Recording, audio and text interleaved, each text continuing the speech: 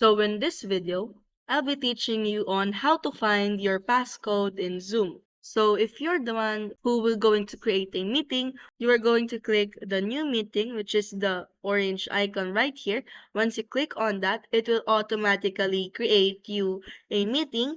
And once you click on the start, it will redirect to this page. Wait until it loads, then you will find this meeting. And for you to able to find your Zoom passcode, all you have to do is, as you can see on the bottom navigation bar, you just have to click on the meeting information, which is usually indicated as the eye icon. Once you click on that, you will see on the right navigation, you will see its meeting ID, its passcode, as well as its invite link. So basically, this is your passcode for this meeting, and you could actually share your meeting ID and passcode for them to able to join on your meeting. So if you find this video helpful, don't forget to smash that like button and subscribe so you never miss a new video.